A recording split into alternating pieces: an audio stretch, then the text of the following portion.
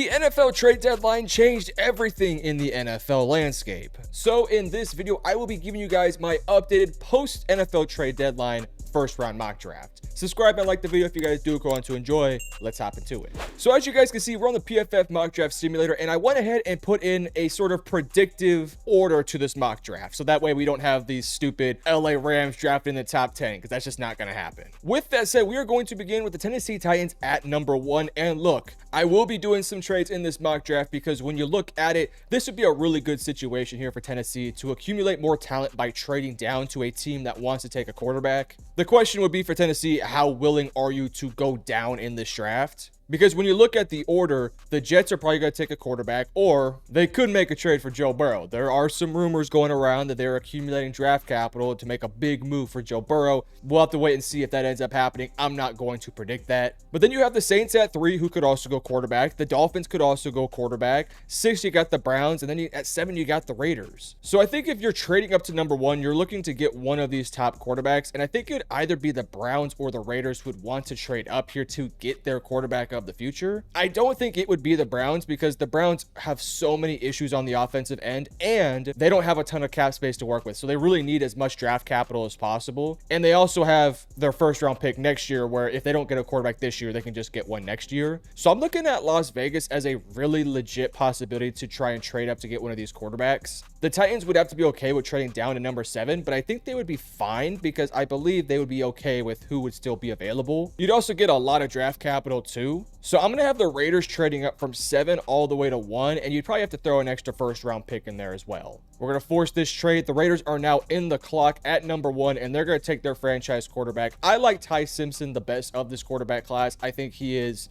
despite not having the same level of experience as a Mendoza or a Dante Moore, he looks the most NFL ready to me. He's got good pocket presence. He's got a capable arm. I like the way he drives the ball down the middle. There's a lot to like about Ty Simpson, whereas with Dante Moore and Fernando Mendoza, there are some question marks with those guys. Not saying Ty doesn't have question marks, but he doesn't have as many, at least in my opinion. So we're going to go ahead and take Ty Simpson to be the Las Vegas Raider. All right, number 2, you got the New York Jets. And I think it's very important to talk about the Sauce Gardner trade because when you look at the Jets draft capital, they have 2, 32, 34, and 43, this one coming from the Quinn Williams trade. And then you look at next year, they have a round 1 pick in Indianapolis, their own round 1 pick, and then they're going to have either the Dallas Cowboys or the Green Bay Packers first round pick. So the Jets are in a situation where they don't have to take a quarterback. I think they should, because if you have a top 3 pick and there's 3 capable quarterbacks in the first round, you should take one. But I do want to throw it out there that they don't have to take a quarterback. When you look at this Jets team, they're not bad at all. On that offensive side of things, you have Breece Hall. You have a capable offensive line with 2 young tackles. You have a young tight end. You have Adonai Mitchell and Garrett Wilson. I think there's pieces to work with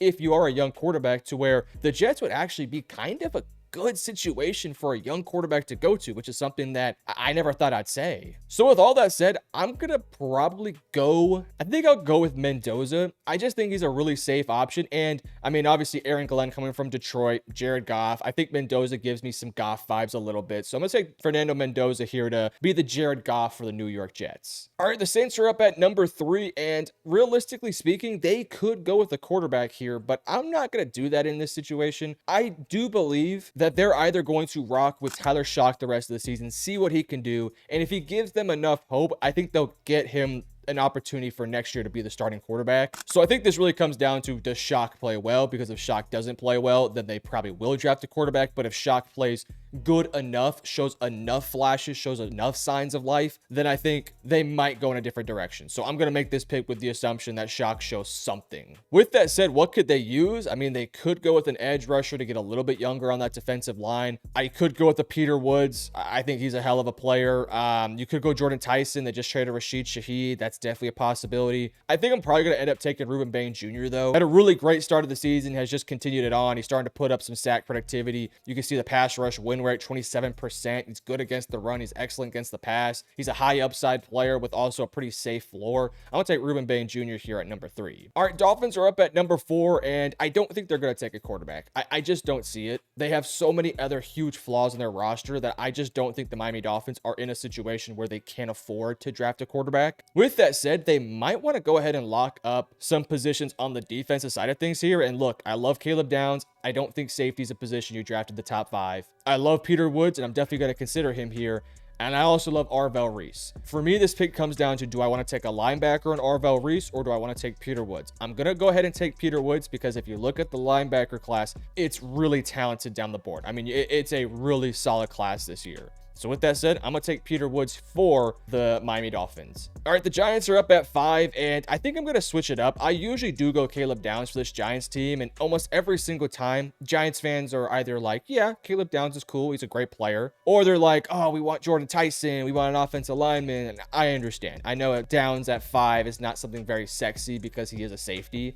So I'm not going to go with Caleb Downs here, even though if I was in that Giants building, I would draft Caleb Downs. With that said, I'm going to go ahead and probably add something into this offense. I think you need to support Jackson Dart, and I know Neighbors has been great. I know you just paid for Darius Slayton. I know you have Wando Robinson, but Slayton has not been great this year. Neighbors is coming off an injury, and you have a young quarterback that you have to make work if you're Brian Daboll. I'm going to assume Brian Daboll keeps his job. What better way than to give him a ton of other weapons to work with? I think Darius Slayton potentially could be cut or traded depending on how his salary works, which is going to open up a void there for that wide receiver too. And I'm going to go with Jordan Tyson here to pair opposite of Malik Neighbors. You can see the productivity. He's got elite ball skills. He is nuanced. He is a crisp route runner. There's a lot to like about his game. He gives some similar vibes to like a Garrett Wilson, and you pair that with a Malik Neighbors, I think it'd be a thing of beauty. All right, 6, we have the Cleveland Browns, and this kind of worked out really nicely for them. There's a couple of teams that needed quarterback that went elsewhere, but if you're the Cleveland Browns, you're not going to complain here,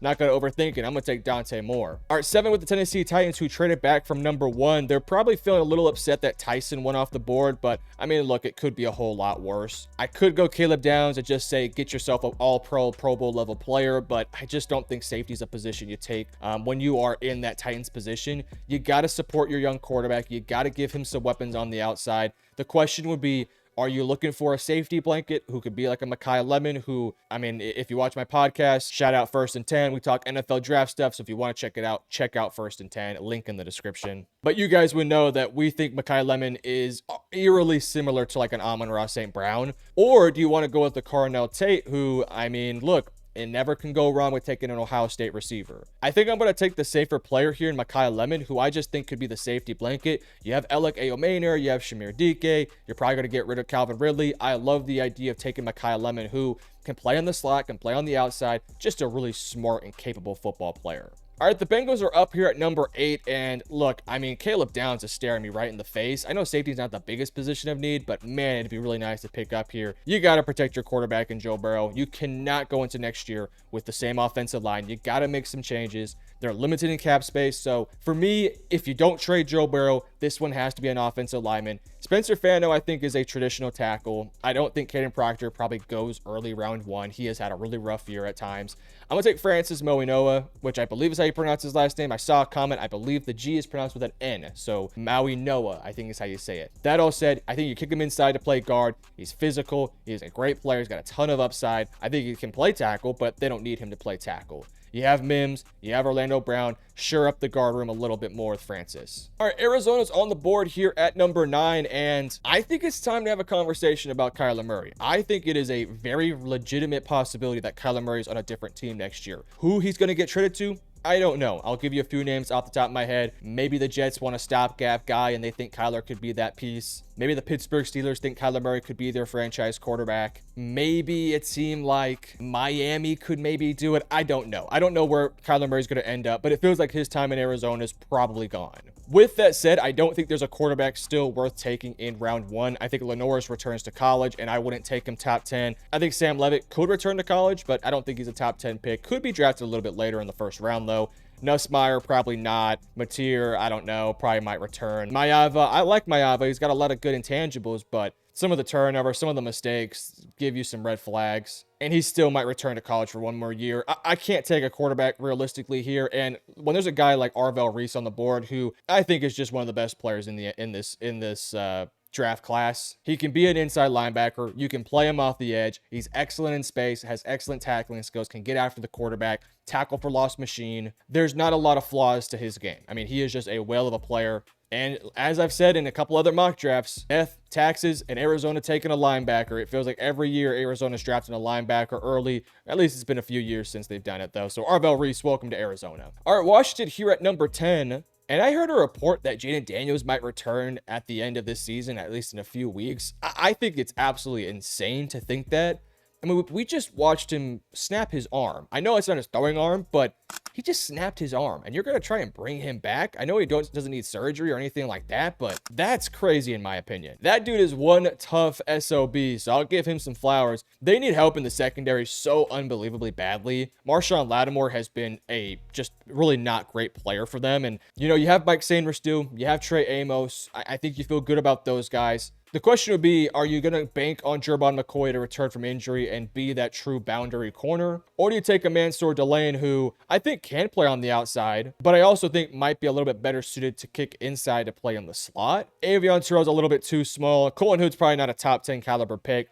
I'm going to bank on Jermon McCoy returning to form and playing at the end of the season and then going pro. The 2024 film is really good stuff. If he had came out after last year, he would have been a top pick even in last year's draft class. He's got really good hips. I mean, he moves well, solid in zone and in man. He's a true CB1 boundary corner, and for Washington, that's exactly what they need. All right, Dallas is up at number 11, and they made the trade for Quinnen Williams. I've already made my thoughts known in other videos, so if you want to check out my thoughts on the Quinnen Williams move, you can check out the other videos. Short little synopsis here. It makes some sense. I think they made the right decision, but they have to start putting the pieces together immediately. With that said, with the way this mock draft fell, I think they were just handing an absolute gift and an absolute present. You take Caleb Downs. Caleb Downs is going to be a instant contributor immediately. He is going to be somebody that steps in day one, could make a Pro Bowl his rookie year, could make all pros in the future. You can put him inside and play in the box. You can play him deep. He can play in the nickel, in the slot. He can do whatever you want, right? He is just a really damn good player. It tells you a lot when you start at Alabama, transfer to Ohio State, instantly start, and now we're going to be a 3-year guy that goes to the NFL. That should tell you a lot right there as to how good of a player he is. All right, Houston's up at number 12, and look, they need to take an offensive lineman here, and Spencer Fano might be the best one. He fell right into their lap, so I'm not going to overthink it. All right, 13, I got the Cleveland Browns, and they probably would have loved to have taken an offensive lineman here to protect their young quarterback. They got some work to do on that offensive line because a lot of their pieces are going to be on other teams next year. But the issue is Proctor's not a first-round caliber guy. He might end up returning to college. He's not having a horrendous year by no means, but he's got some work to do if he wants to stay as a tackle. I like him, or however you say his name, but I can't take him at 13. Jennings, no. Connor Lew probably going to come back to college. Honestly, I think I'd maybe consider Caleb Lomu here, but it feels a little bit rich to me. So I'm in a really tough spot here with the Browns. I mean, I could trade back. I think that's a real possibility.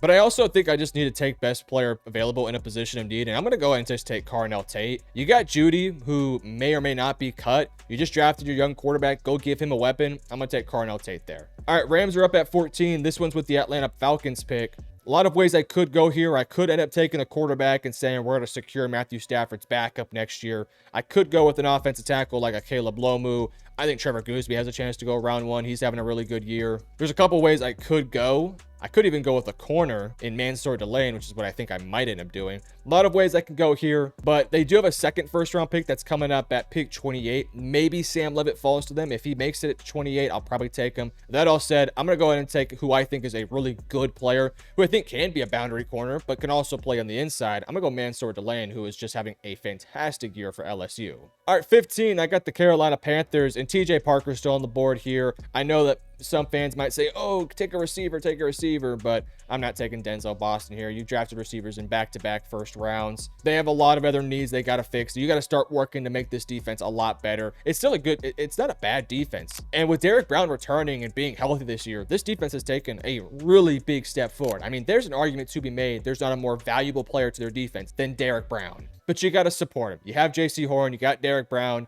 I think you go with a really defensive draft class here. Take TJ Parker. And then in round 2, look in the linebacking room and say, where can we pick up some guys here? I love Anthony Hill. I love CJ Allen. I think Torian York's a good player. Sonny Styles, if he makes it. Some really good players. I'm going to take TJ Parker here, though, for the Carolina Panthers. All right, 16 is the Minnesota Vikings, and I tell you what, man, I feel like I never know what to do with this pick. So if you're a Vikings fan, let me know in the comment section below, what does your team want? What do you want for this team? Because there's so many ways you can go, but I feel like there's no true right answer. Because sure, I could go with Jeremiah Love, who I think is a fantastic running back and probably will be a top 16 pick in this year's class, but they just traded for Jordan Mason, and it's not like Jordan Mason's completely trash. I mean, do I think Jordan Mason's a future all-pro Pro Bowl guy like Jeremiah Love? No, but I think he's really freaking good. There's no really great center prospect that will go round one. If Connor Lew was healthy, you'd maybe consider him, but I mean, I just don't know if he goes pro this year. I don't think tackle's their biggest of needs. The cornerback class is kind of diminished at this point, so it's tough. I mean, I think I'm gonna go ahead and take Jeremiah Love here. Or maybe you trade back. Question would be like, who would trade up for Jeremiah Love? You're not going to trade to Chicago, who would be probably be the next team that needs a running back. I don't think there's another team here that would trade up for a running back. So I'm not going to overthink it, I guess. I'll just take a guy in Jeremiah Love who is having a really freaking good year. One of the best running backs in this year's class. If you check out the podcast, I did a full video breaking down my top 10 running backs of the 2026 class. I'll have it linked in the description. Again, shout out 1st and 10. But yeah, I'm going to go ahead and just take Jeremiah Love here. I think he's a sure round, first round pick, 3-down caliber running back. He'll be a starter right away. Really good player. All right, Chicago's up at 17, and they're probably a little bit frustrated Love didn't make it to him, but there's some other running backs down the board that you could feel pretty good about in rounds 2 or 3. So you're not going to overthink it here. I think you need to add some pressure on this defensive line. I think Keldrick Falk is not a great scheme fit for this specific defense. I think you need a true 4-3 edge. And unfortunately, it's kind of tough. I mean, I'm probably going to go ahead and take David Bailey here, who I think has the upside to be a really great pass rusher in this league, but it's tough. I'm going to take David Bailey here. I think Keldrick Falk is probably the higher upside player, but I don't know if he's a great scheme fit. I'm going to take David Bailey right here, though. All right, Detroit's up at number 18, and look, I mean, there's a couple ways you could go here. You could add a Caleb Banks to be a bit more physical in the middle. I know you just made the move for Tyreek Williams in last year's draft, so not sure if it makes too much sense to go back-to-back interior defensive linemen in the same draft class, or in back-to-back draft classes. So I probably won't take Caleb Banks here. You could look to maybe add another edge to continue adding more to that rotation, like a Cassius Howell potentially. Or you could go with an offensive lineman. I think this is where I'd probably say Iona has a chance of going. They need more of a center more than a guard, but I think you can move one of those guards inside to play center, or you can maybe try him out at center. I think just adding a piece into that interior and just figuring out how the pieces best fit makes the most sense. So I'm gonna add Iona, or however you say his name, to add to the interior. I don't know who plays center out of that, trio of guys, but you have to figure it out. All right, 19. I would take Keldrick Falk, but man, they have made some nice additions to that defensive line, bringing in a Draymond Jones, who's a really capable starting player for them.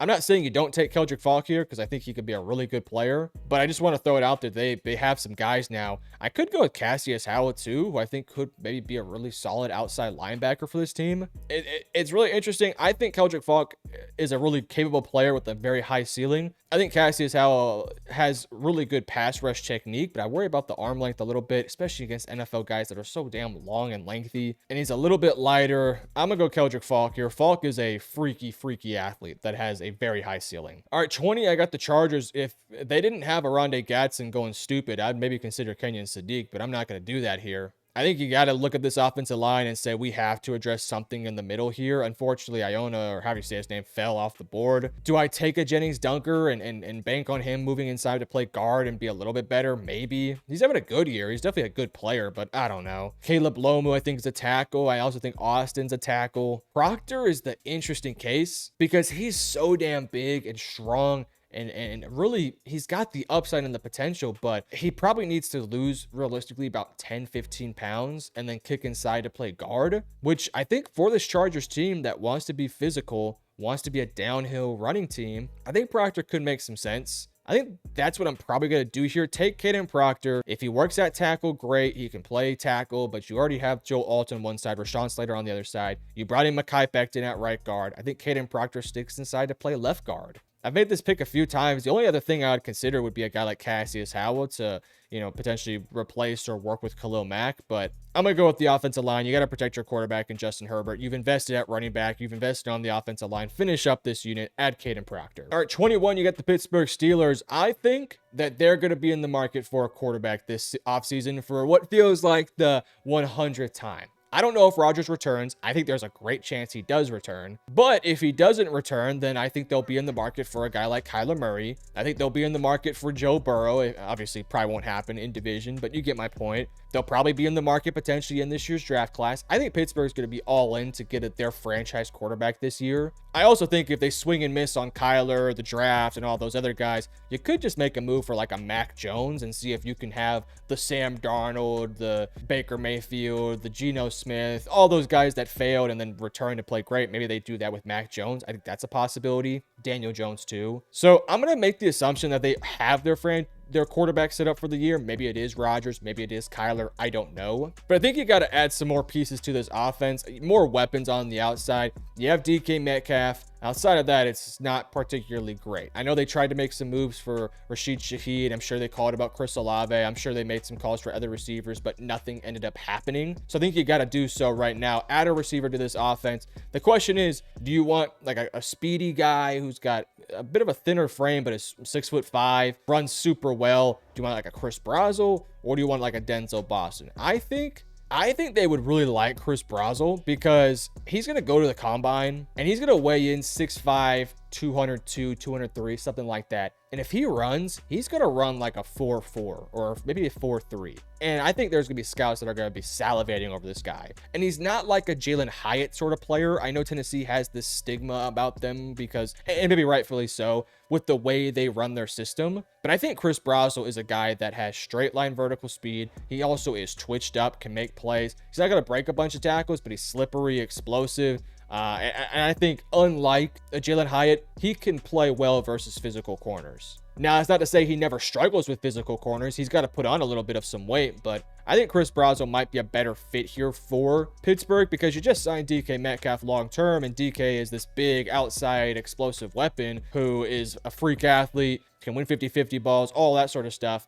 Denzel Boston is not DK Metcalf, but their games have some overlap. I think Chris Brazel gives them a bit more of a different type of receiver. All right, 22, we got the San Francisco 49ers, and I would love to go offensive line, but at this point, the board is sort of thinned out. The only one I consider here would be Caleb Lomu, and maybe I'll take him, maybe I won't. I think Cassius Howell is also an option here, Romeo Heights. I think I'm probably going to take Cassius Howell. Michael Williams is not going to develop to be a great pass rusher, at least in my opinion. Maybe he can develop to be a capable pass rusher that gets 4 to 5 sacks a season. But realistically speaking, you want somebody opposite of Nick Bosa that can, get around 8 to 12 sacks a year. I think Cassius Howell has that upside. And the nice thing is, I don't think Cassius is going to be a great run defender, but you already have a great run defender, at least, hypothetically, in Michael Williams. So you have Michael, you have Nick Bosa, you have Cassius Howell. I think all of those games complement each other quite nicely. So we're going to go and take Cassius Howell here. 23, we got the Denver Broncos, and I mean, Kenyon Sadiq just makes a ton of sense. I know you have a couple guys in that tight end room. I know you have Evan Ingram. Maybe you can work with him, re-sign him again, and see if it works out long term. I don't know. Kenyon Sadiq is young. He's explosive. He's a really talented weapon, and he's a pretty physical run blocker. I don't think he has the greatest technique, or he's going to get a ton of push, but he's a willing blocker for sure. I think Sean Payton would find a lot of ways to use him. All right, 24, we have the New England Patriots, and a couple ways you could go with this pick. I mean, you could add another weapon like a Denzel Boston on the outside, but man, Drake May's doing a hell of a job of making Kayshon Boutte work and Stephon Diggs and all those guys. I don't think you really need a receiver. That doesn't feel like their biggest of needs. They don't need running back. Offensive line, maybe. Like Caleb Lomu could be somebody you flip over to play right tackle, have Will Campbell play left, Caleb Lomu play the right side. Maybe it's a possibility, especially if you don't think, obviously Morgan Moses, not your long-term guy there. It's possible. I also wonder maybe if you just take an edge rusher, like I think Quincy Rhodes has a first-round caliber type to him. Joshua Joseph having a really good year, has 5 sacks. 6'3", 240. I think he could be the pick here. Romeo Heights having a hell of a season. I mean, can't go wrong with taking the Texas Tech guys. I just don't know if Romeo is the Mike Vrabel type, would be my issue with him. So I think I might go with Joshua Josephs, who I think this would be his first time ever being taken in the first round in my mock draft. So we'll change it up a little bit here. Frankly, you can go with a couple of different guys here, Romeo R. Mason Thomas has a really good ceiling as a pass rusher. Quincy Rhodes is a really good player. It's got a bit more size to him, but I'm looking for more of an off-the-edge pass rusher type, so I'm going to take Joshua Joseph here from Tennessee. All right, Seattle is up at 25, and I mean, they made the move for Rashid Shaheed, and I think it's a brilliant move. Again, I've already talked about this, but I'll just bring it up right here. Man, you have JSN, who is just having a spectacular season, but outside of that, I mean, Torrey Horton was making some plays, Cup here and there, but it was basically JSN's passing game. I mean, it was JSN, and that was about it. And JSN was doing a hell of a job, and he was getting consistently open. You got to find more guys, though. And they did just that with Rashid Shaheed, who is not a young player, but he's still young enough. He fits their timeline. He is a whale of a player. I think great pickup there for them. My question now is, like, what do you do now? I mean, they do need a right guard. I would maybe consider moving Jennings Dunker to play right guard. I don't love taking him round one because I just don't think he's a first-round caliber guy. But for a team that really could use help at right guard, that could make some sense. You could go outside corner because more than likely, Reek Woolen is going to be on a different football team next year, unless for whatever reason Seattle signs him long term. There's some linebackers in play here too. I think Sonny Styles is having a hell of a season. There's a guy though named Colton Hood for Tennessee who is having a really good year. Game versus Alabama was not the greatest, but I mean, that whole defense is straight up bad this year, and Colton Hood is one of the few saving graces of it, him and Joshua Joseph. So I'm gonna take back-to-back Tennessee guys here. I think Colton Hood, he's got some decent size to him, 6 foot 195. I'll also say I love Keith Abney. I think Keith Abney is going to be a late first, early day 2 guy. So for me, it comes down to Keith Abney or Colton Hood. You can go either way.